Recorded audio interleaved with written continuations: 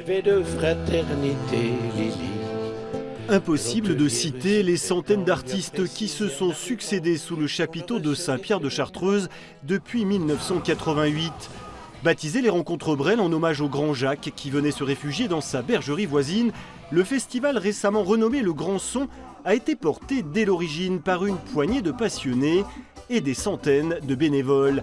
Entouré de quelques piliers du festival, Guy, son fondateur, est encore sous le choc. Le festival à Saint-Pierre, ce n'est pas uniquement une équipe, c'est un village. C'est un village et ce qui donne la force à l'équipe, c'est d'avoir le village derrière. Voilà. Moi, j'ai fait 7 déficits gros, importants, en 26 ans. Les 5 dernières années, les cachets d'artistes ont augmenté de 30%. Et les subventions ont diminué d'autant. En redressement judiciaire, l'association L'Éphémère a préféré demander sa liquidation, annulant une nouvelle édition qui s'annonçait côté billetterie en demi-teinte. Le budget sur lequel avait travaillé le Périscope, notre coproducteur,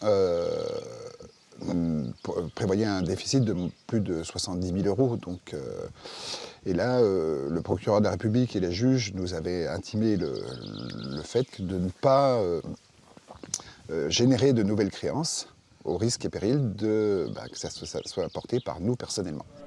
Le Périscope, qui a apporté 80 000 euros pour soulager le déficit de 2018, ne comprend pas cette décision à seulement quelques semaines du coup d'envoi du Grand Son.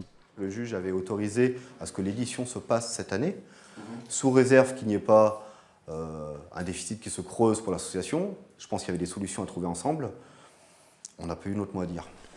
Pour Mr Matt, acclamé 2 fois sous le chapiteau des Rencontres Brel avec son duo Mountain Main, il faut changer de formule.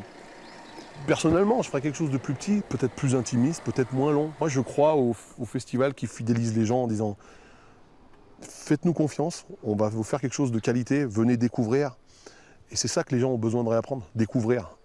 Saint-Pierre de Chartreuse envisage un mini-festival du 18 au 20 juillet, histoire de fêter quand même la musique.